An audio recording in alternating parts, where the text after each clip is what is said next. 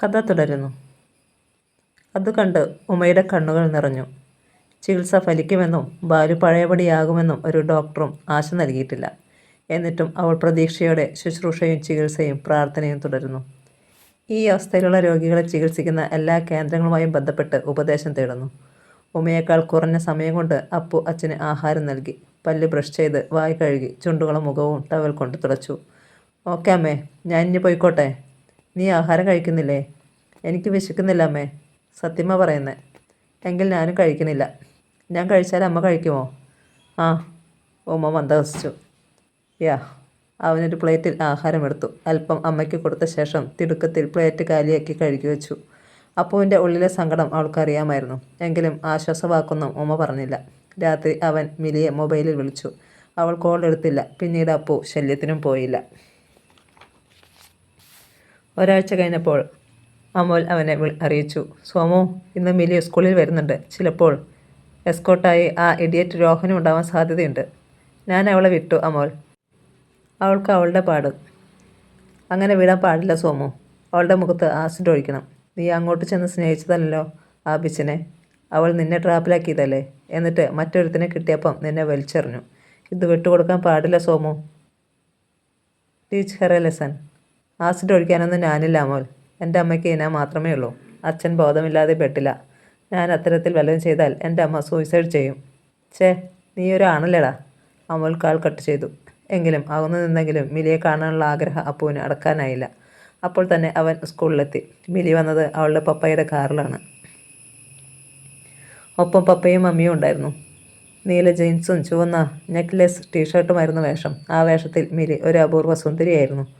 പപ്പയെയും മമ്മിയെയും കൂട്ടി വന്നത് തന്നെ ഒഴിവാക്കാനാണെന്ന് അപ്പുവിന് മനസ്സിലായി. അവൻ അകന്നു നിന്നതേയുള്ളൂ.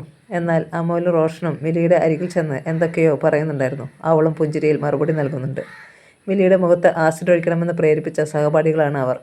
റോഷൻ അവളുടെ സെയിം ക്ലാസ്സിലായിരുന്നു പഠിച്ചിരുന്നത്. എന്നിട്ടും അവന്മാരുടെ മനസ്സിലിരിപ്പ് മിലി അറിഞ്ഞിട്ടില്ല. അവൾ കയറിയ കാർ സ്കൂൾ കോമ്പൗണ്ടിന് വെളിയിലേക്ക് കടന്നതും രണ്ടുപേരും കൂടി ഓടി അപ്പുവിൻ്റെ അരികിലെത്തി. അവളും രോഹനും തമ്മിൽ തെറ്റിയെന്ന് തോന്നണത്. അതാ അവൻ കൂടെ വരാഞ്ഞത്. അല്ലെങ്കിലും അവളൊരു നിംഫോമാനിയക്ക.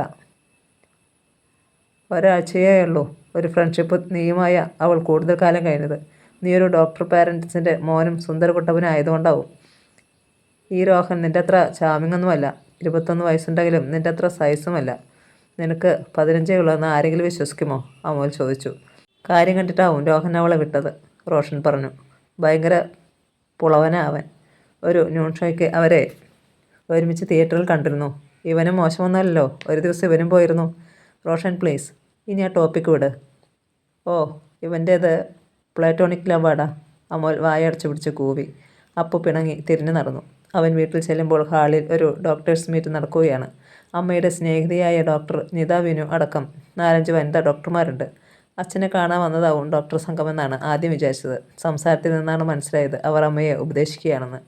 ഡോക്ടർ ഉമ മഹേഷിനെ പോലെ 1-ാം നിരയിൽ നിൽക്കുന്ന കഴിവുറ്റൊരു ഡോക്ടർ ഇങ്ങനെ വീടിനകത്ത് അടച്ചുമൂടി കഴിയുന്നത് ഒരു സാമൂഹികമായൊരു നഷ്ടമാണ്. അവിവാഹിതയായ ഡോക്ടർ ലക്ഷ്മി നായരുടെ വാചകമാണ് ആദ്യം അപ്പുവിൻ്റെ കാതിലെത്തിയത്. ഞാനിങ്ങനൊരു ജീവി ഈ ഭൂമിയിൽ അവതരിച്ചില്ലായിരുന്നെങ്കിലും ഈ സമൂഹത്തിന് അതൊരു നഷ്ടമായിരുന്നില്ല ഡോക്ടർ ലക്ഷ്മി നായർ. ഞാൻ ജനിച്ചിട്ടില്ല എന്നങ്ങ് കരുതിയാൽ മതി. എന്നേക്കാൾ നന്മയും കഴിവുമുള്ള ഒരു ഡോക്ടറാണ് അകത്തെ മുറിയിൽ അനക്കമറ്റ് കിടക്കുന്നത്. അതിൻ്റെ നഷ്ടം നിങ്ങൾ അറിയുന്നില്ലേ? ഡോക്ടർ ബാലഗോപാലിനെ ഏതെങ്കിലും നല്ല ഹോസ്പിറ്റലിൽ ഏൽപ്പിക്കണം ഉമ, നിത വിനു പറഞ്ഞു. ഉമയുടെ സേവനം ഈ സമൂഹത്തിന് അത്യാവശ്യമാണ്. എൻ്റെ സേവനവും സാമീപ്യവും സ്നേഹവും ശ്രദ്ധയുമൊന്നും എൻ്റെ ഭർത്താവിന് ആവശ്യമല്ലേ നിത? നിൻ്റെ സേവനവും സാമീപ്യവും സ്നേഹവും ശ്രദ്ധയുമൊന്നും ഡോക്ടർ ബാലഗോപാലിന് അറിയാനാവില്ലല്ലോ. നിനക്ക് പകരം ഏത് സിസ്റ്റർ ശുശ്രൂഷിച്ചാലും ബാലുവിന് അത് സെയിമാണ് ഉമ. അല്ല, ഉമയുടെ സ്വരമുയർന്നു. എൻ്റെ സ്നേഹത്തിനും ശ്രദ്ധയ്ക്കും പകരമാവാൻ ഈ ലോകത്തിൽ ഒന്നിനുമാവില്ല നിത. അങ്ങനെ സ്വയം പ്രഖ്യാപിക്കുന്നതിൽ എന്തർത്ഥം? ഡോക്ടർ മാളവിക ചോദിച്ചു. ഡോക്ടർ ബാലുവിന് ഇപ്പോൾ ഒരു നേഴ്സിൻ്റെ ശുശ്രൂഷ മാത്രം മതിയുമ. തന്നെപ്പോലൊരു പ്രഗത്ഭയായ ഡോക്ടറുടെ സേവനം ജനങ്ങൾക്കാണ് ആവശ്യം. താൻ തുടങ്ങിവെച്ച ചാരിറ്റബിൾ പ്രവർത്തനങ്ങളൊക്കെ കഴിഞ്ഞ ഒരാണ്ടിലധികമായി മരവിച്ചിരിക്കുക. ലോകശ്രദ്ധ അപഹരിച്ച ഒരു മൂവ്മെൻ്റായിരുന്നു അത്. അത് പുനരാരംഭിക്കാൻ താനുണ്ടാവണോമാ. ചാരിറ്റി തുടങ്ങേണ്ടത് സ്വന്തം വീട്ടിൽ നിന്നായിരിക്കണം മാളവിക. സ്വന്തം അമ്മയ്ക്ക് ഒരു നേരത്തെ കഞ്ഞി കൊടുക്കാൻ മനസ്സില്ലാത്തവൻ്റെ ലോകസേവനം കൊണ്ട് എന്ത് പ്രയോജനം? വീട്ടിൽ കെട്ടുപ്രായം കഴിഞ്ഞ സഹോദരിമാർ നിൽക്കുമ്പോൾ സമൂഹ വിവാഹത്തിന് സംഭാവന എത്തിക്കുന്നതിൽ എന്താ ഔദാര്യം? എന്നിലെ ഭാര്യയ്ക്കോ അമ്മയ്ക്കോ മുന്നിലല്ല എന്നിലെ ഡോക്ടർ. നമുക്കിറങ്ങാം. ആദ്യം ഇരിപ്പിടത്തിൽ നിന്ന് എഴുന്നേറ്റത് ഡോക്ടർ നിത വിനുവാണ്. ഇയാളെപ്പോലൊരു വ്യക്തിയെ ഡോക്ടറാക്കാൻ സർക്കാർ ചെലവഴിച്ച പണം ടോട്ടൽ വേസ്റ്റ്. ആ സംഘം അരങ്ങൊഴിഞ്ഞതും അപ്പു വന്ന് അമ്മയുടെ അരികിലിരുന്നു. ഞാനൊരു സാമൂഹിക ജീവിയല്ലായിരിക്കാം, പക്ഷേ എൻ്റെ അമ്മയുടെ പക്ഷത്താ ഇന്ന് ഞാൻ. മകൻ്റെ ചുമലിൽ കൈയിട്ട് ഉമ്മ അവനെ ചേർത്ത് പിടിച്ചു. എൻ്റെ അമ്മ അച്ഛനെ ഉപേക്ഷിച്ചാൽ ഏത് വിദഗ്ധരുടെ ഇൻറ്റൻസീവ് കെയറിലായാലും 6 മാസത്തിനകം ആ ജീവൻ നീളില്ല. എന്നാൽ അമ്മ അരികിലുണ്ടായാൽ കുറേ വൈകിയായാലും അച്ഛൻ ജീവിതത്തിലേക്ക് എഴുന്നേറ്റ് വരും. എൻ്റെ അമ്മ നഷ്ടപ്പെട്ടപ്പോൾ ആത്മഹത്യ ചെയ്യണമെന്ന് ഞാൻ തീരുമാനിച്ചതാ മോനെ. അവളേങ്ങി. നിൻ്റെ അച്ഛന് വേണ്ടിയാണ് ഞാൻ ജീവിച്ചത്. നീ നഷ്ടപ്പെട്ടാലും അച്ഛനുള്ള അത്രയും അമ്മ ജീവിച്ചിരിക്കും അപ്പോ. രാത്രി അച്ഛൻ്റെയും അമ്മയുടെ ഒപ്പമാണ് അപ്പു ഉറങ്ങിയത്. തനിച്ചുറങ്ങാൻ കൊതിയുള്ളവനല്ലേ നീ? ഉമ്മ തിരക്കി. ഇന്നെന്തോ ഒരുമിച്ചുറങ്ങാനാ എനിക്ക് കൊതി. ഒരക്ഷരം മിണ്ടില്ലെങ്കിലും അച്ഛനുള്ളിൽ ബോധമുണ്ടെന്ന് ആ കണ്ണുകളിൽ നിന്ന് എനിക്ക് മനസ്സിലാവാറുണ്ട് അമ്മേ. നമ്മുടെ സ്നേഹം അച്ഛൻ അറിയുന്നുണ്ട്, അനുഭവിക്കുന്നുണ്ട്. പറഞ്ഞിട്ട് അവൻ കരഞ്ഞു. ആ വഴി ഉറങ്ങി. 5-ന് വേക്കപ്പ് അലാറത്തിനൊപ്പം ഉമ്മയുടെ ഫോണും ശബ്ദിച്ചു. ഡോക്ടർ റബേക്കയായിരുന്നു. അപ്പുവിൻ്റെ ഫ്രണ്ടായ മിലി എൻ്റെ ഹോസ്പിറ്റലിൽ അഡ്മിറ്റ് ആയിട്ടുണ്ട് ഉമ്മ. അവളുടെ മുഖത്ത് ആരോ രാത്രി ആസിഡ് ഒഴിക്കാൻ ശ്രമിച്ചു. അപ്പുവാണെന്നാണ് അവളുടെ പേരൻറ്റ് പറയുന്നത്. പോലീസ് എത്താൻ സാധ്യതയുണ്ട്. നീ അവനെ സേവ് ചെയ്യാൻ നോക്കണം. അപ്പു അപ്പോഴും മൂടിപ്പൊതിച്ച് ഉറങ്ങുകയായിരുന്നു. അപ്പു അല്ല റബേക്ക അത് ചെയ്തത്, ഉമ്മ പറഞ്ഞു.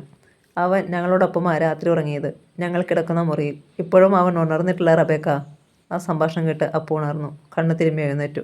ഈ പറയുന്നതൊന്നും പോലീസ് വിശ്വസിക്കണമെന്നില്ല ഉമ്മ. മിരിയുടെ പേരൻസ് വലിയ രാഷ്ട്രീയ ബന്ധമുള്ള ആളുകളാണ്. പോലീസിനെ അവർ സ്വാധീനിക്കും. മോനെ അവർ പിടിച്ചുകൊണ്ട് പോകും. കുട്ടിയല്ലേ ഉമാവാൻ. എങ്ങനെ നീ കുഞ്ഞിനെ സേവ് ചെയ്യണം? സൈമണിച്ചായനോട് ഞാൻ വിളിച്ച് പറഞ്ഞിട്ടുണ്ട്. ഡു സംതിങ് ഉമ്മ. കോൾ കട്ടായി. ഉമ്മ ശരിക്കും വിറങ്ങലിച്ച് പോയി. അപ്പോഴേക്ക് അപ്പു അമ്മയുടെ അരികിലെത്തിയിരുന്നു.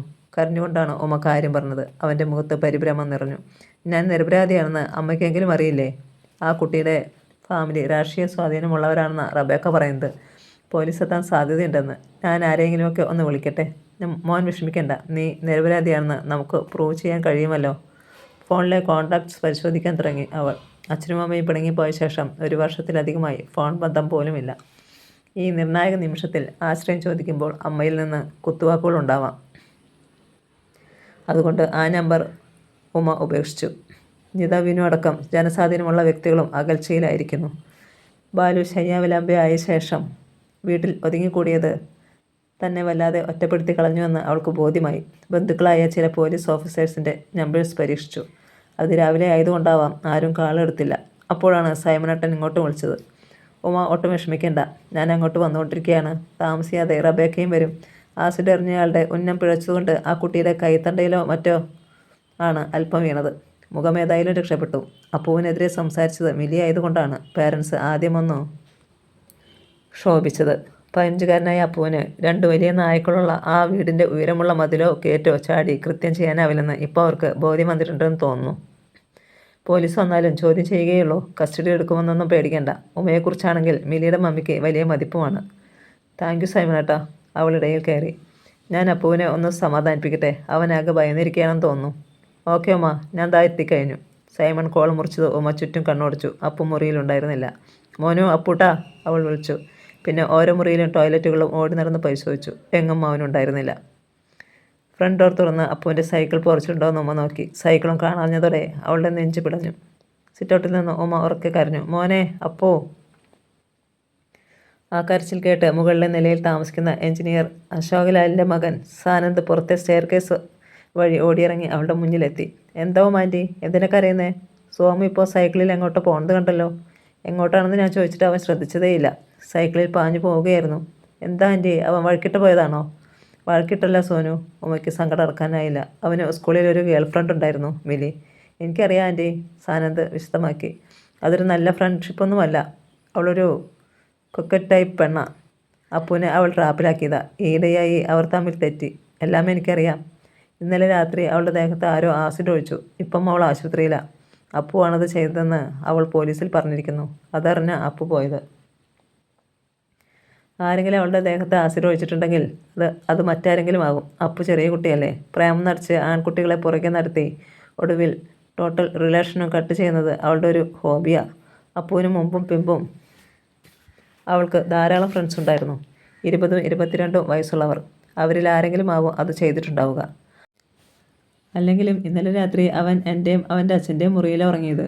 ഈ വാർത്ത അറിഞ്ഞ ശേഷമാണ് അവൻ ഉണർന്നതും. എങ്കിൽ ബൈക്ക് എടുത്തുകൊണ്ട് പോയി അവനെ ഞാൻ കൂട്ടിക്കൊണ്ട് വരാം ആൻറ്റി. എൻ്റെ അച്ഛനുമുണ്ട് ഓഫീസർ റാങ്കിലുള്ള കുറേ പോലീസ് ഫ്രണ്ട്സ്. പോലീസ് വന്നാലും സോമോനൊന്നും ചെയ്യില്ല. താഴെ വെച്ചിരുന്ന ബൈക്കും എടുത്ത് സാനന്ദ് തിടുക്കത്തിൽ ഗേറ്റ് കടന്നു മറഞ്ഞു. അവൻ്റെ ബൈക്ക് ഗേറ്റ് കടന്നു മറഞ്ഞ ശേഷമാണ് സൈമൻ്റെ കാർ അകത്ത് പ്രവേശിച്ചത്. ഉമ സിറ്റൗട്ടിൽ തന്നെ ഉണ്ടായിരുന്നു. കാറിൻ്റെ ഡോർ തുറന്നിറങ്ങിയ സൈമൺ അവളെ പുഞ്ചിരിയോടെ അഭിവാദ്യം ചെയ്തു. ഒരു ഗുഡ് ന്യൂസ് കൂടിയുണ്ട് ഡോക്ടർ. ഉമ, ആ മിലിയുടെ പപ്പ 2 നിമിഷം മുമ്പ് എന്നെ വിളിച്ചിരുന്നു. മിലിയുടെ ബെഡ്റൂമിൻ്റെ തുറന്നു കിടന്നിരുന്ന ജനാലയുടെ പുറത്തുനിന്ന് ഒരു ഷൂവും കർച്ചീഫും കിട്ടിപ്പോലും. ആ ഷൂ അവരുടെ ഒരു ബന്ധുവിൻ്റെ എഞ്ചിനീയറായ മകൻ്റെയാണെന്നാണ് പോലീസ് തിരിച്ചറിഞ്ഞത്. ആ സ്ഥിതിക്ക് പോലീസ് ഇനി അപ്പുവിനെ തേടി വരുന്ന പ്രശ്നമേയില്ല. ഗോഡ്, അവൾ നെഞ്ചിൽ കൈ ചേർത്തു. ആ സ്ഥിതിക്ക് ഞാനിനി അകത്തേക്ക് വരണോ? സൈമൺ ആരാഞ്ഞു. ഇന്നെനിക്ക് ഡ്യൂട്ടിയുള്ളതാ. അല്പം കഴിഞ്ഞ് റബേക്ക വരികയും ചെയ്യും. അപ്പുവിനെ വിളിച്ചാൽ ഞാനവനെ നേരിൽ ഒന്ന് ആശ്വസിപ്പിച്ചിട്ട് പോയിക്കോളാം. അപ്പു കൂടി ഇല്ല സൈമണേട്ടാ. ഉമ്മ പിന്നെയും കരച്ചിലിൻ്റെ വക്കിലെത്തി. വിവരം അറിഞ്ഞതും അവൻ സൈക്കിളും എടുത്ത് എങ്ങോട്ടോ പോയതാ. അവൻ പോയതുപോലും മുകളിൽ താമസിക്കുന്ന സാനന്ദ് പറഞ്ഞപ്പോഴാണ് ഞാൻ അറിഞ്ഞത്. സാനന്ദ് ബൈക്കും എടുത്ത് പിന്നാലെ പോയിട്ടുണ്ട്. സൈമൺ ഒരു നിമിഷം സ്തബ്ധനായി നിന്നു. പിന്നെ ആലോചനയോട് ചോദിച്ചു, ഞാൻ പോയി തിരക്കണോ? സാനന്ദ് നല്ല പയ്യനാ. അപ്പുവിനോട് ഒരു അനിയനോടുള്ള സ്നേഹവുമുണ്ട്. അവർ തമ്മിൽ നല്ല ഫ്രണ്ട്ഷിപ്പ് ഉള്ളതുകൊണ്ട് സാനു വിളിച്ചാൽ അപ്പു തിരിച്ചു പോരാനാ സാധ്യത. എന്നാലും പോകും വഴി ഞാനും ഒന്ന് നോക്കാം. പോലീസിനെ ഭയന്ന് അവൻ നാടുവിടുമെന്ന് ഒരു പേടി എനിക്കുണ്ട്. കുട്ടികളല്ലേ, അവരുടെ മനസ്സ് എങ്ങനെ തിരിയുമെന്ന് നമുക്ക് ഊഹിക്കാൻ പറ്റില്ല. മുകളിൽ താമസിക്കുന്ന പയ്യനെ അപ്പുവിനെ കണ്ടുപിടിക്കാൻ കഴിഞ്ഞില്ലെങ്കിൽ ഉടനെ ഉമ ഞങ്ങൾക്ക് വിവരം തരണം. എത്രയും വേഗം പോലീസിൽ ഇൻഫോം ചെയ്യണം. അവളുടെ ഹൃദയം വിറയ്ക്കാൻ തുടങ്ങി, ഒപ്പം ദേഹവും. അമ്മമ്മളുടെ കാര്യത്തിൽ സംഭവിച്ച പാകപ്പിഴ ആവർത്തിക്കാൻ പാടില്ല. ഒരു നിമിഷത്തിൻ്റെ അമാന്ത പോലും നമ്മളെ അപകടത്തിലാക്കും. എങ്കിൽ പിന്നെ സാനന്ദ് വരാൻ കാക്കുന്നില്ല സൈമണേട്ടാ. നമുക്ക് പോലീസിൽ അറിയിക്കാം. പോലീസിൽ അറിയിച്ച ശേഷം സാനന്ദ് അപ്പുവിനെയും കൊണ്ട് തിരികെ വന്നാലോ? ആ പയ്യൻ വരുന്നതുവരെ നമുക്ക് ക്ഷമിക്കാം. പിന്നീട് വൈകരുതെന്നാണ് പറഞ്ഞത്. അതിനിടയിൽ ഞാനും ഒന്ന് അന്വേഷിക്കാം. അനൗദ്യോഗികമായി ഞാൻ എൻ്റെ പോലീസ് സുഹൃത്തുക്കളുടെ ഉപദേശവും തേടാം. ഏതായാലും സംസാരിച്ച് സമയം കളയുന്നില്ല. സൈമൺ തിരിഞ്ഞ് കാറിൽ കയറി. ശരീരം തളരുന്നത് പോലെ ഉമയ്ക്ക് തോന്നിത്തുടങ്ങി. അകത്ത് ബാലു തനിച്ചാണെന്ന് അറിയാമായിരുന്നിട്ടും കയറി പോകുവാനും അവൾക്കായില്ല. അപ്പു തിരിച്ചെത്താതെ ഒരിക്കലും ഇനി ബാലുവിൻ്റെ മുന്നിൽ ചെല്ലാനാവില്ലെന്ന ഭീതി മനസ്സിൽ നിറഞ്ഞു. ബാലുവിനോടും മക്കളോടും ചെയ്ത തെറ്റിനുള്ള ശിക്ഷയാവൂത്. ക്ഷമിക്കേണ്ടിടത്തും തോറ്റു കിടക്കേണ്ടിടത്തും അത് ചെയ്യാഞ്ഞതിനുള്ള ശിക്ഷ. നെഞ്ച് കിതച്ചിട്ട് ഉമ ഇരുന്നില്ല. സിറ്റൗട്ടിലെ ഉരുളൻ തൂണ് ചാരി വഴിയിലേക്ക് കണ്ണും നട്ടു നിന്നു. എന്നിട്ടും സാനന്ദിൻ്റെ ബൈക്ക് വന്ന് തൊട്ടു മുന്നിൽ നിന്നപ്പോഴാണ് അവൾ അറിഞ്ഞത്. ബൈക്കിന് പിന്നിൽ അപ്പുവില്ല. കണ്ണെത്തുന്ന ദൂരത്ത് അവൻ്റെ സൈക്കിളുമില്ല. സാനു, അപ്പുവിനെ കണ്ടില്ലേ? ഉമ നിലവിളിച്ചു. ഇല്ല ആൻറ്റി, സാനന്ദ് വിഷമത്തിൽ വിക്കി. ജംഗ്ഷനിലെല്ലാം ഞാൻ പലവട്ടം തിരഞ്ഞു. പക്ഷേ തിരിച്ചു പോരുമ്പോൾ തെക്കോട്ടുള്ള ബസ്സുകളുടെ സ്റ്റോപ്പിനരികെ ഓടയിൽ അവൻ്റെ സൈക്കിൾ കണ്ടു. അയ്യോ, പേടിക്കേണ്ട ആൻറ്റി, സൈക്കിൾ മാത്രമേ അവിടെ ഉള്ളൂ. അവൻ ഓടയിൽ വീഴാനും കാര്യമില്ല. അതിനകത്ത് വെള്ളമോ അഴുക്കോ ഒന്നുമില്ല. വെറുതെ വരണ്ട് കിടക്കുക. സൈക്കിൾ ഓടയിൽ എറിഞ്ഞിട്ട് അവൻ ആ സ്റ്റോപ്പിൽ നിന്ന് ബസ്സിൽ കയറി എങ്ങോട്ടെങ്കിലും പോയതാവും. തെക്കോട്ടുള്ള ബസ്സിലാവുമോ സാനു അവൻ കയറിയിട്ടുണ്ടാവുക? ചിലപ്പോൾ. പക്ഷേ തെക്കോട്ടുള്ള ബസ്സുകൾ റെയിൽവേ സ്റ്റേഷൻ വഴിയാണ് പോകുന്നത്. ആ സ്ഥിതിക്ക് റെയിൽവേ സ്റ്റേഷനിൽ ഇറങ്ങിയിട്ട് ഏതെങ്കിലും ട്രെയിനിൽ കയറാനും സാധ്യതയുണ്ട്. പോലീസിൽ ഇൻഫോം ചെയ്യാൻ പോകുവാൻ അവൾ അകത്തേക്ക് തിരിഞ്ഞു. നിൽക്കാം ആൻറ്റി, അവൻ തടഞ്ഞു. തെക്കോട്ടുള്ള ബസ്സുകളുടെ സ്റ്റോപ്പിനരികെ ഓടയിലാണ് സോമുവിൻ്റെ സൈക്കിൾ കിടക്കുന്നതെങ്കിലും റോഡിൻ്റെ തൊട്ട് ഓപ്പോസിറ്റ് സൈഡിലാണ് വടക്കോട്ട് പോകുന്ന ബസ്സുകളുടെ സ്റ്റോപ്പ്. പോലീസിനെ തെറ്റിദ്ധരിപ്പിക്കാൻ വേണ്ടി സൈക്കിൾ ഇപ്പുറത്തെ ഓടയിലിട്ടിട്ട് റോഡ് ക്രോസ് ചെയ്ത് അവൻ വടക്കോട്ടുള്ള ബസ്സിലാണ് കയറിയതെങ്കിലോ ആൻറ്റി? അതൊന്നും ഇൻവെസ്റ്റിഗേറ്റ് ചെയ്യാനിപ്പോൾ സമയമില്ല സാനു. പോലീസിൽ ഇൻഫോം ചെയ്യാൻ പോകുവാൻ അവന് മൊബൈൽ ഫോൺ ഉള്ളതാണല്ലോ ആൻറ്റി. അത് അവൻ എടുത്തോന്ന് എനിക്കറിയില്ല. ഉമ്മ അകത്തേക്ക് ഓടിക്കഴിഞ്ഞു. ആദ്യം നോക്കിയത് അപ്പുവിൻ്റെ മൊബൈൽ ഫോൺ എവിടെയാണെന്നാണ്. അവൻ ഉറങ്ങിയ കിടക്കയിൽ. അത് കണ്ടതും അവളുടെ ആശ നശിച്ചു. സ്വന്തം ഫോണിൽ നിന്ന് ആദ്യം വിളിച്ചത് റബേക്കയായിരുന്നു. സൈമണേട്ടൻ പോലീസിൽ അറിയിച്ചു കഴിഞ്ഞു ഉമ്മ. നിങ്ങളുടെ മുകൾ നിലയിൽ താമസിക്കുന്ന പയ്യനെ അദ്ദേഹം വഴിയിൽ വെച്ച് കണ്ടിരുന്നു. ഇപ്പോൾ പോലീസ് അന്വേഷണം ആരംഭിച്ചു കഴിഞ്ഞിരിക്കും. നീ ധൈര്യമായിരിക്കണം.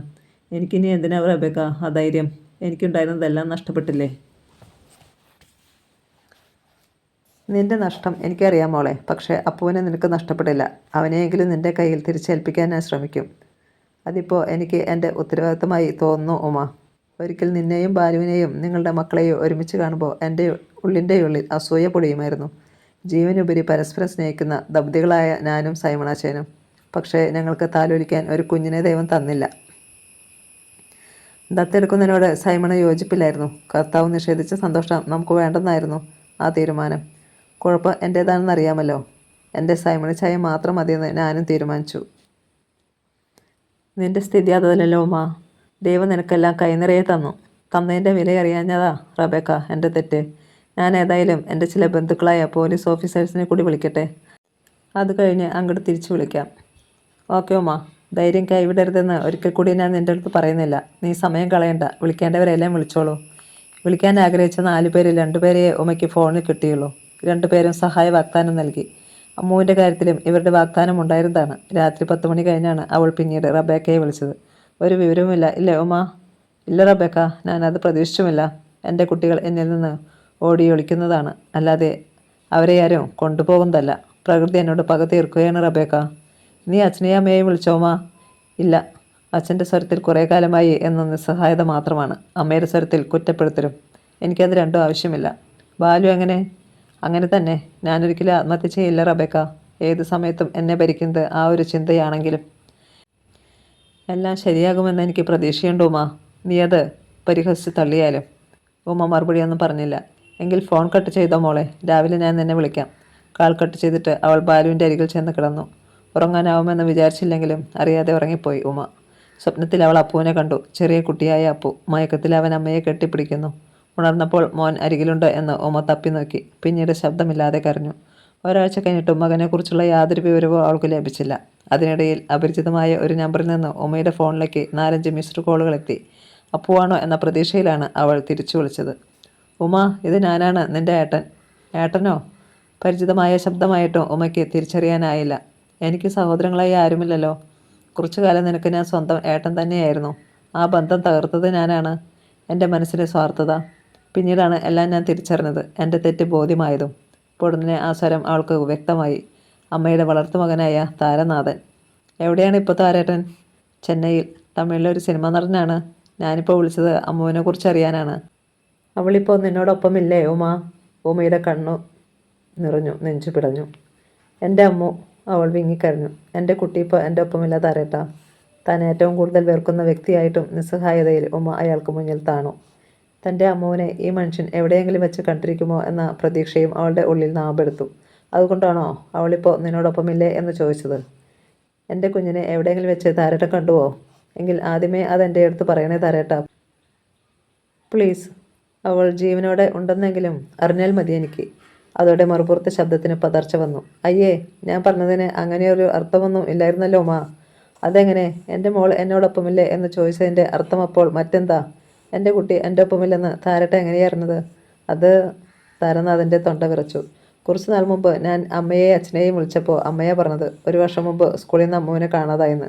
മുമ്പ് ഇടയ്ക്കിടെ ഞാൻ തലശ്ശേരിയിലേക്ക് വിളിക്കാറുണ്ട്. അപ്പോഴൊക്കെ അമ്മയും അച്ഛനും ഇക്കാര്യം എൻ്റെ അടുത്തുനിന്ന് ഒളിച്ചു ഞാൻ അറിഞ്ഞു കാണുമെന്ന വിചാരത്തിൽ ഇത്തവണ അമ്മ അറിയാതെ എൻ്റെ അടുത്ത് പറഞ്ഞു പോയതാണ്. ഉമ്മയ്ക്കെങ്കിലും എന്നെ ഒന്ന് അറിയിക്കാമായിരുന്നു. പോലീസിനേക്കാൾ സ്വാധീനമുണ്ട് ഉമ്മ ഞങ്ങൾ കലാകാരന്മാർക്ക്. ഇനിയിപ്പോൾ ഞാനെൻ്റെ സ്വന്തം ലെവലിൽ അന്വേഷിക്കാം. അമ്മ മാത്രമല്ല താരേട്ടാ, എൻ്റെ അപ്പവും ഇവിടുന്ന് പോയി. ഈയിടെയാണ് അത് സംഭവിച്ചത്. എവിടെയാണെന്ന് പോലും എനിക്കറിയില്ല. അപ്പുവിൻ്റെ കാര്യം അമ്മ എൻ്റെ അടുത്ത് പറഞ്ഞില്ല കേട്ടോ. അമ്മയും അച്ഛനുമായി എനിക്കിപ്പോൾ ഒരു ബന്ധവുമില്ല. സുഖമില്ലാതായ എൻ്റെ ബാലുവിനെ അദ്ദേഹത്തിൻ്റെ സഹോദരിമാരെ ഏൽപ്പിക്കണമെന്ന് അമ്മ പറഞ്ഞു. ഞാൻ അനുസരിച്ചില്ല. അത് നന്നായി. ബാലു കിടപ്പിലാണെന്ന് അമ്മ എൻ്റെ അടുത്ത് പറഞ്ഞിരുന്നു. എൻ്റെ കുട്ടിയുടെ ജീവിതം നശിച്ചു എന്ന് പറഞ്ഞ് കരഞ്ഞപ്പോൾ ആ നാശത്തിൽ നമുക്കും പങ്കില്ലേ എന്ന് ഞാൻ തുറന്നു ചോദിച്ചു. അമ്മയ്ക്കത് ഇഷ്ടപ്പെട്ടില്ലെന്ന് തോന്നുന്നു. താൻ കുഴിക്കുന്ന കുഴിയിൽ താൻ തന്നെ ചാടുമെന്ന് ഞാൻ പറഞ്ഞു ഉമ്മ. വൈകിയ എനിക്കൊരു ദാമ്പത്യമുണ്ടായത്. പക്ഷേ 1 വർഷം പോലും നീളം മുമ്പ് അത് അവസാനിച്ചു. സിനിമക്കാരുടെ ദാമ്പത്യമായതുകൊണ്ട് അതിലാർക്കും അത്ഭുതമൊന്നുമില്ല. താരട്ട ഇപ്പോൾ തനിച്ചാണോ? അതെ, സ്വന്തമായൊരു വീടുണ്ട്. നന്നായി ഭക്ഷണം ഉണ്ടാക്കുന്ന ഒരു പാചകക്കാരനുമുണ്ട്. അതുകൊണ്ട് സുഖം. എങ്ങനെയും ഈ രംഗത്ത് പിടിച്ചു നിൽക്കണമെന്നൊരാശ. അതുമാത്രമേ ഇപ്പോഴുള്ളൂ. ഉമ്മയുടെ നക്ഷത്രം എനിക്കറിയാം. ഇപ്പോൾ 7 ശനിയാണ്. പക്ഷേ അവസാനിക്കാറായിരിക്കുന്നു. എന്തെങ്കിലും ഒരു മിറക്കിൾ സംഭവിക്കാം. ഉമ്മ മറുപടി പറഞ്ഞില്ല. ഏതായാലും തൻ്റെ ഫോണിലേക്ക് ഞാൻ എൻ്റെ ഇമെയിൽ അഡ്രസ്സ് സെൻഡ് ചെയ്യാം. താൻ അമ്മുവിൻ്റെയും അപ്പുവിൻ്റെയും റീസെൻറ്റ് ഫോട്ടോഗ്രാഫ്സ് എനിക്ക് അയക്കണം. അവർ കുട്ടികളായിരിക്കെ ഞാൻ കണ്ടതല്ലേ. അമ്മുവിൻ്റെ 1 വർഷം മുമ്പുള്ള ഫോട്ടോഗ്രാഫേ എൻ്റെ കൈവശമുള്ളൂ. അത് മതിയടോ. ആ മുഖമൊന്ന് ഓർത്തെടുക്കാനാ. ഉടൻ തന്നെ അയക്കാൻ തരേട്ടാ. Thank you. താരാനാഥൻ തന്നെയാണ് കോൾ അവസാനിപ്പിച്ചത്. എന്നിട്ട് അയാൾ മറ്റൊരു നമ്പർ പ്രസ് ചെയ്തു. കോൾ കിട്ടിയതും താരാനാഥൻ പറഞ്ഞു, ഹായ് രാജേഷ്. അന്ന് വെണ്ണിലായുടെ സെറ്റിൽ വെച്ച് കണ്ട ആ കുട്ടിയില്ലേ, അവളെക്കുറിച്ചുള്ള എല്ലാ വിവരങ്ങളും എനിക്കൊന്ന് വേണം. ഏത് കുട്ടിയുടെ കാര്യമാണ് സാർ പറയുന്നത്? ചന്ദനയുടെ കുട്ടിക്കാലം അഭിനയിക്കാൻ വന്ന കുട്ടിയില്ലേ? 10-11 വയസ്സുള്ള നല്ല ഓമനത്തമുള്ള ഒരു കുട്ടി. രാജേഷ് അത് കേട്ട് ഉറക്കെ ചിരിച്ചു. അത് അഭിനയിക്കുന്ന കുട്ടിയൊന്നുമല്ല സാർ, വേസ്റ്റാ. വല്ല ഡയറക്ടേഴ്സിനും ഇൻട്രൊഡ്യൂസ് ചെയ്യാനാണെങ്കിൽ അതിനെ പരീക്ഷിക്കാൻ തയ്യാറാവുന്ന ആൾ വെള്ളം കുടിച്ചത് തന്നെ. പൂക്കാരൻ തെരുവിൽ നിന്ന് ആ പ്രൊഡക്ഷൻ മാനേജർ പ്രവീൺ കൊണ്ടുവന്ന കുട്ടിയെക്കുറിച്ച് തന്നെയാണോ രാജേഷ് പറയുന്നത്? അതെ സാർ, രാജേഷ് ചിരി തുടർന്നു. എൻ്റെ അസിസ്റ്റൻ്റാണല്ലോ പ്രവീൺ. അപ്പോൾ പിന്നെ എനിക്കറിയില്ലേ അതിൻ്റെ മുഴുവൻ ഹിസ്റ്ററിയും. പൂ വാങ്ങാൻ വന്നതൊന്നുമല്ല ആ കൊച്ച്, അതൊരു വിഷവിത്ത, ഒരു പെരുങ്കള്ളി. പൂക്കടയിലെ പണപ്പെട്ടിയിൽ നിന്ന് അവൾ കാശടിച്ചു മാറ്റി. കടയുടമ അവളെ പിടിച്ചു വച്ചപ്പോഴാ ചന്ദനയ്ക്കുള്ള പൂ വാങ്ങാൻ പ്രവീൺ അവിടെ ചെന്നത്. ചന്ദനയുടെ കുട്ടിക്കാലം കാണിക്കാൻ 10 വയസ്സുള്ള ഒരു പെൺകുട്ടീനെ നോക്കി നടക്കുമായിരുന്നു ഞങ്ങൾ. നല്ല മൊഞ്ചുള്ള ഒരു കൊച്ചിന് 1000 രൂപ കൊടുത്താൽ കിട്ടുമെന്ന് അവൻ പറഞ്ഞപ്പം 2000 രൂപ കൊടുത്താലും കൊണ്ടുവരാൻ പറഞ്ഞു ഞാൻ. അങ്ങനെയേ ആ കൊച്ച് സെറ്റിലെത്തിയത്. മലയാളി കുട്ടിയാണോടോ? മലയാളവും ഇംഗ്ലീഷ് അറിയാം. തമിഴ് പറഞ്ഞാൽ ഒരക്ഷരം മനസ്സിലാവില്ല. ഇംഗ്ലീഷ് അറിയുമെങ്കിൽ കൊള്ളാവുന്ന കുടുംബത്തിലെ കുട്ടിയായിരിക്കുമല്ലോ. കൊള്ളാവുന്ന കുടുംബത്തിലേതാണെങ്കിൽ പൂക്കടക്കാരൻ്റെ പണപ്പെട്ടിയിൽ കൈയിടുമോ സാർ? 500 രൂപയാണ് അവൾ അടിച്ചു മാറ്റിയത്. തൊണ്ടി അവളുടെ കയ്യിലുണ്ടായിരുന്നോ? അതെങ്ങനെ? അവൾക്ക് ഗ്രൂപ്പ് കാണും സാർ. അടിച്ചെടുത്ത പണം അവൾ കൂട്ടുകാരെ ഏൽപ്പിച്ച് കാണും. പൂക്കാരൻ പോലീസിനെ വിളിക്കാൻ തുടങ്ങുമ്പോഴാണ് പ്രവീൺ അവിടെ എത്തിയത്. 1000 രൂപ കൊടുക്കാമെന്ന് പറഞ്ഞപ്പോൾ അയാൾ കുട്ടിയെ പ്രവീണിന് വിട്ടുകൊടുത്തു. വെണ്ണിലയുടെ പാക്കപ്പ് ഡയായിരുന്നു അന്ന്. ചന്ദനയുടെ കുട്ടിപ്രായത്തിൻ്റെ 2 ഷോട്ട് കിട്ടിയാൽ മതിയായിരുന്നു. ഈ കുട്ടിയെ വെച്ച് സംവിധായകൻ അതെങ്ങനെയൊക്കെയോ ഒപ്പിച്ചെടുത്തു. ഭാഗ്യത്തിന് ആ കുട്ടിക്ക് ചന്ദനയുടെ നല്ല മുഖച്ഛായ ഉണ്ടായിരുന്നു. ഈ ചന്ദനയെന്ന് പറയുന്ന സാധനവും ഒരു കള്ള ബടുക്കുസാണല്ലോ സാർ. സ്റ്റുഡിയോയിൽ വെച്ച് ഡബ്ബിംഗ് സമയത്താണ് ഞാൻ ആ കുട്ടിയുടെ ഷോർട്സ് കണ്ടത്. എനിക്ക് പരിചയമുള്ളൊരു കുട്ടിയുടെ നല്ല ഛായ. സാറിന് പരിചയമുള്ള കുട്ടിയല്ലേ ചന്ദന? ഛേ, താരനാഥന് ചുണ്ടി വന്നു. 5 വർഷം മുമ്പ് ഞാൻ കണ്ടിട്ടുള്ള 5 വയസ്സുള്ള ഒരു കുട്ടിയുടെ കാര്യമാണ് ഞാൻ പറഞ്ഞത്. അവൾക്കിപ്പോൾ 10 വയസ്സ് കഴിഞ്ഞിട്ടുണ്ടാവും. എൻ്റെ സഹോദരിയുടെ സ്ഥാനത്തുള്ള ഒരു യുവതിയുടെ മകളാവൾ. മലയാളി കുട്ടിയാണോ? അതെ. എങ്കിൽ അവളെങ്ങനെ തമിഴ്നാട്ടിൽ വന്നു? അതാണ് എനിക്കറിയാത്തത്. കുറച്ച് നാൾ മുമ്പാണ് ആ കുട്ടിയെ കാണാനില്ലെന്ന് അവളുടെ അമ്മമ്മയിൽ നിന്ന് ഞാൻ അറിഞ്ഞത്. അത് കഴിഞ്ഞാണ് സ്റ്റുഡിയോയിൽ വെച്ച് ഡബ്ബിംഗ് സമയത്ത് ആ കുട്ടിയുടെ റഷ് കണ്ടത്. അല്പം മുമ്പ് ഞാൻ അവളുടെ അമ്മയെ വിളിച്ചിരുന്നു. സ്വന്തം കുട്ടി ജീവനോടെ ഉണ്ടെന്നെങ്കിലും അറിഞ്ഞാൽ മതി അവർക്ക്. സാർ ഉദ്ദേശിക്കുന്ന കുട്ടിയായിരിക്കില്ല സാർ ഇത്. അതെങ്ങനെ തനിക്കറിയാം? രാജേഷിന് ഉത്തരം മുട്ടി. എനിക്ക് ആ കുട്ടിയുടെ വിവരങ്ങൾ കിട്ടിയാൽ മതി. ഞാൻ ഉദ്ദേശിക്കുന്ന കുട്ടിയല്ലാതെങ്കിൽ ഞാനങ്ങ് വിട്ടേക്കാം. ആ കുട്ടി ഇപ്പോൾ നടി രാജനന്ദിനിയുടെ ഹെയർ ഡ്രസ്സർ സ്റ്റെല്ലയോടൊപ്പമാണ്. അതെങ്ങനെ സംഭവിച്ചു? ലൊക്കേഷനിൽ നിന്ന് സ്റ്റെല്ലയാണ് അതിനെ കൂട്ടിക്കൊണ്ടുപോയത്. ഞങ്ങളൊക്കെ എന്തൊക്കെ ചോദിച്ചിട്ട് ആ കൊച്ച് ഒരക്ഷരം മിണ്ടണ്ടേ. അവളൊരു പഠിച്ച കളിയാണെന്ന് ഞങ്ങൾക്കൊക്കെ മനസ്സിലായി. ആ സ്ഥിതിക്ക് അവൾ ആരുടെ കൂടെ പോയാലെന്താ? രാജേഷ് നല്ല മനസ്സുള്ള ഒരു ചെറുപ്പക്കാരനാണെന്നാണ് ഞാൻ ഇതുവരെ വിചാരിച്ചിരുന്നത്. സാർ, അയാളുടെ തൊണ്ടയിടറി. ഈ സ്റ്റെല്ല ആരാണെന്ന് തനിക്കറിയാമല്ലോ. ആ കൊച്ചു കാണാൻ കൊള്ളാവുന്ന ഒരു ചെറിയ പെൺകുട്ടിയാണെന്നും എത്രയോ പെൺകുട്ടികളെ അഴുക്കുചാലുകളിൽ എത്തിച്ചിട്ടുള്ളവളാണ് ഈ സ്റ്റെല്ല സ്റ്റീഫൻ. സാർ ക്ഷമിക്കണം സാർ, ഞാൻ ആ കുട്ടിയെ സാറിൻ്റെ അടുത്ത് എത്തിക്കാം. നോ താരനാഥൻ്റെ സ്വരം ഉറച്ചു. ഇനി താനൊന്നും ചെയ്യണ്ട. സ്റ്റെല്ലയുടെ ഭർത്താവ് മേക്കപ്പ് മാൻ സ്റ്റീഫൻ 1 മാസം മുമ്പ് എൻ്റെ അടുത്ത് വന്നിരുന്നു. 1 വർഷമായി പണിയില്ലാതെ കഴിയുകയാണ് ആ പാവം. വരുന്ന ആഴ്ച മുതൽ അയാൾ എൻ്റെ മേക്കപ്പ് മാനായി ജോയിൻ ചെയ്യുകയാണ്. പക്ഷേ സ്റ്റീഫൻ പറഞ്ഞാലൊന്നും സ്റ്റെല്ല വകവയ്ക്കില്ല സാർ. വകവയ്ക്കേണ്ട രാജേഷ്. ഞാൻ ഉദ്ദേശിക്കുന്ന കുട്ടിയാണ് അതെങ്കിൽ പോലീസ് അവളെ കൊണ്ടുപോന്നോളും. അതിനു മുമ്പ് അതിനെ എങ്ങോട്ടും മാറ്റാനും ആർക്കും കഴിയില്ല. വെണ്ണിലയുടെ ആ റഷ് ഒരു തെളിവാണ്. രാജേഷ് വീണ്ടും നിശബ്ദനായതും ഓക്കെ പറഞ്ഞ് താരനാഥൻ കോൾ മുറിച്ചു. സ്റ്റീഫനൊന്ന് വിളിച്ചാലോ എന്ന് വിചാരിച്ചെങ്കിലും അയാളത് വേണ്ടെന്ന് വെച്ചു. മെയിലിൽ അപ്പുവിൻ്റെയും അമ്മുവിൻ്റെയും ഫോട്ടോഗ്രാഫ്സ് ഉമ്മ എത്തിച്ചിരുന്നു. അമ്മു എന്ന വിളിപ്പേരുള്ള ഭാവയാമിയുടെ ചിത്രം കണ്ടതും വെണ്ണിലയിൽ ചന്ദനയുടെ കുട്ടിക്കാലം ചെയ്ത കുട്ടി ഉമ്മയുടെ മകൾ തന്നെയാണെന്ന് താരനാഥന് ഉറപ്പായി. പിറ്റേന്ന് അതിരാവിലെ അയാൾ കാറോടിച്ച് ട്രസ്റ്റ് പുറത്തുള്ള സ്റ്റീഫൻ്റെ വാടക വീട്ടിലേക്ക് എത്തി. സ്റ്റെല്ല വെറുമൊരു ഹെയർ ഡ്രസ്സർ ആയിരുന്നെങ്കിലും പഴയൊരു ഫ്ലാറ്റിൻ്റെ ഗ്രൗണ്ട് ഫ്ലോറിലായിരുന്നു ആ കുടുംബം താമസിച്ചിരുന്നത്. കോളിംഗ് ബെല്ലിൻ്റെ സ്വിച്ച് അമർത്തിയതും കരുവാറ്റക്കാരിയായ സ്റ്റെല്ല തന്നെയാണ് വാതിൽ തുറന്നത്. ആഹാ, താരനാഥൻ സാറായിരുന്നോ? അത് ഞാൻ ഇതുവരെ എണീറ്റില്ല സാറേ. രാത്രി വെള്ളം അടിച്ചു വന്ന് കിടന്നതാ. ഈ വെള്ളം അടി നിർത്താതെ മനുഷ്യൻ ഈ ജന്മത്ത് ഗുണം പിടിക്കത്തില്ല സാറേ. എന്നെ ഒരാളെ ഓർത്തിട്ടാ സാറാ മനുഷ്യന് ജോലി കൊടുത്തതെന്ന് എനിക്കറിയാം. അപ്പം മര്യാദയ്ക്ക് നിൽക്കണ്ടായോ? നിൽക്കത്തില്ല സാറേ. സാറ് അകത്ത് കയറിയിരിക്കെ, ഞാൻ കുത്തിപ്പൊക്കി എണിപ്പിക്കാം. എൻ്റെ ഒരു ഗതികേട്. താരനാഥൻ അകത്ത് കയറി സെറ്റിയിലിരുന്നതും അവൾ തിരിഞ്ഞകത്തേക്ക് കയറിപ്പോയി. നിലത്ത് വിരിച്ച കിടക്കയിലായിരുന്നു സ്റ്റീഫൻ കിടന്നിരുന്നത്. സ്റ്റെല്ല കാലുകൊണ്ട് അയാളെ തട്ടി വിളിച്ചു.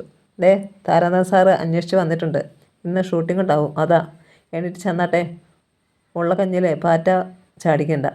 നിങ്ങളെ കൊണ്ട് എനിക്കോ എൻ്റെ മോക്കോ ഒരു പ്രയോജനമില്ലാലും നിങ്ങളുടെ കഞ്ഞിക്കുടിയും വട്ടച്ചെലവുമെങ്കിലും നടത്തുമല്ലോ. ഇനി നിങ്ങൾക്ക് ചെലവിന് തരാൻ എന്നെ കൊണ്ട് പറ്റത്തില്ല. സ്റ്റീഫൻ മെല്ലെ കിടക്കയിൽ നിന്ന് എഴുന്നേറ്റു. സാറ് പുറത്ത് നിൽക്കുവാണോ? മാന്യന്മാർ കയറി വന്നാൽ പുറത്ത് നിർത്തേണ്ട കാര്യം എന്തുവാ?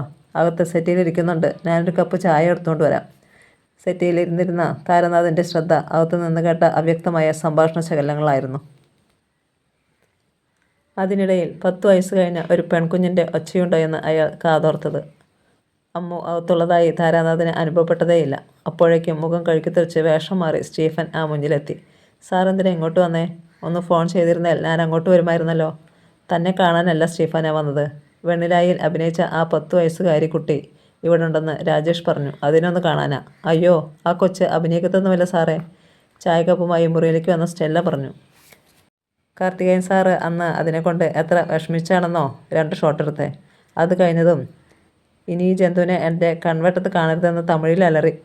പറഞ്ഞ കേൾക്കത്തില്ലെന്നേ ആ കൊച്ച്. വീടെവിടാ? എങ്ങനെ ചെന്നൈയിൽ വന്നേ? സ്വന്തപ്പെട്ടവരാരെങ്കിലും ഉണ്ടോ എന്നൊക്കെ മാറി മാറി ഞാൻ ചോദിച്ചതാ. വായി തുറക്കണ്ടേ സാറേ?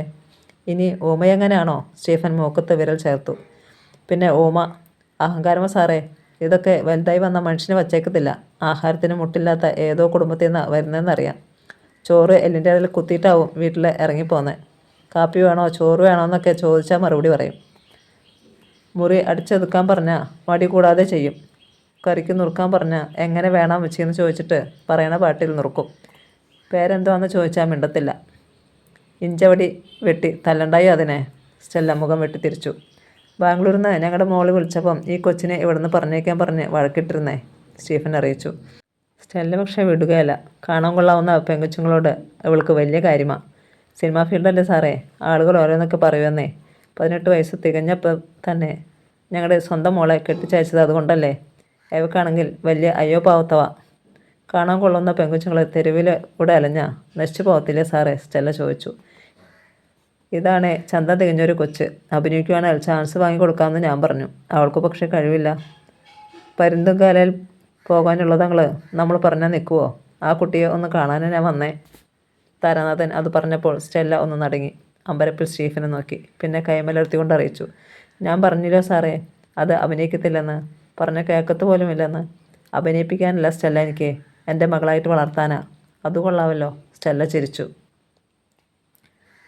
മഹിത മേഡം പിരിഞ്ഞു പോയെന്ന് വെച്ച് സാറ് ചെറുപ്പമല്ലയോ? 40 കഴിഞ്ഞ എത്രയോ നടന്മാർ കല്യാണം കഴിഞ്ഞിരിക്കുന്നു. ഇനി നടികളെ കല്യാണം കഴിക്കേണ്ടെന്ന് വയ്ക്കണം. പ്രൊഡക്ഷൻ ഫുഡ് കഴിക്കുന്ന പെണ്ണുങ്ങൾക്ക് ഹുങ്ക് കൂടും സാറേ. നല്ല കുടുംബത്തിൽ പിറന്ന ഒരു പെണ്ണിനെ കണ്ടുപിടിക്കുന്നേ. ഉദ്യോഗമുള്ളതാണേൽ സാറിന് സിനിമയില്ലാതായാലും പിടിച്ചു നിൽക്കാലോ. സ്റ്റെല്ല പറയുന്നത് ശരിയാ സാറേ. സ്റ്റീഫൻ തലകുലുക്കി. എനിക്ക് കല്യാണം വേണ്ട സ്റ്റീഫാ. സിനിമയില്ലാതായാൽ ഉള്ള സമ്പാദ്യം കൊണ്ട് എന്തെങ്കിലും ചാരിറ്റബിൾ പ്രവർത്തനങ്ങളിൽ ഇറങ്ങും. നിങ്ങൾ ആ കുട്ടിയെ എനിക്കൊന്ന് കാണിച്ചതാ. സ്റ്റീഫൻ ഭാര്യയെ നോക്കി. എന്നിട്ടും സ്റ്റെല്ല വഴങ്ങിയില്ല. പെണ്ണുങ്ങളില്ലാത്ത വീട്ടിലോട്ട് ഈ പ്രായത്തിലൊരു പെങ്കൊച്ചിനെ കൊണ്ടുപോയി എന്ത് ചെയ്യും സാറേ? അതിനെ വീട്ടിലാക്കി സാറിന് ഷൂട്ടിങ്ങിന് പോകാൻ പറ്റുമോ? 90 മുതുക്കന്മാരെ പോലും വിശ്വസിക്കാൻ പറ്റാത്ത കാലമാണ്. പെണ്ണുങ്ങളെ വിശ്വസിക്കാമോ? താരാന്തന്ന് ചോദിച്ചു. പെറ്റമ്മ പോലും പെൺമക്കളെ വിറ്റ് തിന്നുന്ന ഈ ലോകത്ത്. മുഖത്ത് അടിയേറ്റതുപോലെയായി അവൾ. നീ എന്നാൽ കൊച്ചിനെ സാറിന് കാണിച്ചു കൊടുക്കും സ്റ്റെല്ല. സ്റ്റീഫൻ കേണു. കൊണ്ടുപോകാനൊന്നുമല്ല, താരാനാഥൻ പറഞ്ഞു. എനിക്ക് ആ കുട്ടിയെ ഒന്ന് കാണാനാ. അനിഷ്ടത്തിൽ മുഖമൊന്ന് ചലിപ്പിച്ചിട്ട് സ്റ്റെല്ല തിരിഞ്ഞ് അകത്തേക്ക് പോയി. അടുക്കളയുടെ ഫ്ലോർ നനഞ്ഞ തുണി കൊണ്ട് തുടക്കുകയായിരുന്നു അമ്മു. കാലുകൊണ്ട് അവൾ കുട്ടിയുടെ മുതുകത്ത് ഒന്ന് തട്ടി. അതോടെ ബാലൻസ് തെറ്റി അമ്മു നിലത്തേക്ക് കമിഴ്ന്നു വീണു. ഇതിപ്പോൾ 4ാമത്തെ ആളാ നിന്നെ തിരക്കി വരുന്നത്. 10-1 തികഞ്ഞോന്നറിയത്തില്ല. അതിനു മുമ്പേ ഈ വീടിന് മുമ്പിൽ ക്യൂ ആയി. ആദ്യം വന്ന 3 പേരും അഭിനയിപ്പിക്കാൻ വന്നവരാ. ഇപ്പോഴത്തെ കക്ഷിക്ക് ദത്തെടുക്കാനാ. ഇയാളെ ഒഴിവാക്കാനും പറ്റുകയില്ല. കാശുകാരനാ. എൻ്റെ കെട്ടിയവന് അയാളെ ജോലി കൊടുക്കാമെന്നും പറഞ്ഞിട്ടുണ്ട്. ഒരാളുടെ ചിലവ് കൂടി കുറച്ച് അന്വേഷിച്ചാൽ മതിയല്ലോ. തമിഴ് സിനിമയിലെ കൊടി നാട്ടിയ വില്ലനാ ഇപ്പം വന്നിരിക്കുന്നത്. ദത്തെടുക്കാനൊന്നുമല്ല അയാൾ ഉദ്ദേശമെന്ന് എനിക്ക് നന്നായിട്ടറിയാം. അപ്പോഴേക്കും എഴുന്നേറ്റ് നിന്ന് കുട്ടി കരയാൻ തുടങ്ങി. അമ്മച്ചിയെ വിട്ട് ഞാൻ എങ്ങോട്ടും പോവില്ല. എങ്കിൽ അത് അയാളുടെ മുഖത്ത് നോക്കി പറഞ്ഞോണം. സ്റ്റെല്ല അമ്മുവിൻ്റെ കൈ പിടിച്ചു. വാ. മുന്നിലേക്ക് വന്ന കുട്ടിയെ വിടർന്ന മിഴികളോടെയാണ് താരാനാഥൻ കണ്ടത്. ഉമ മെയിൽ ചെയ്ത ഫോട്ടോഗ്രാഫിലെ അതേ മുഖം. 5 വയസ്സുവരെ താൻ എടുത്തു നടന്ന കുട്ടി. ഇവൾക്ക് തന്നെ ഓർമ്മയുണ്ടാവുമോ? അമ്മു പക്ഷേ സെറ്റിലിരുന്ന ആളുടെ നേർക്ക് നോക്കിയതേയില്ല. അമ്മച്ചിയെ വിട്ട് ഞാൻ വരില്ല, അവൾ കരഞ്ഞു. എന്നെ എങ്ങോട്ടും കൊണ്ടുപോകണ്ട. കഥ തുടരും.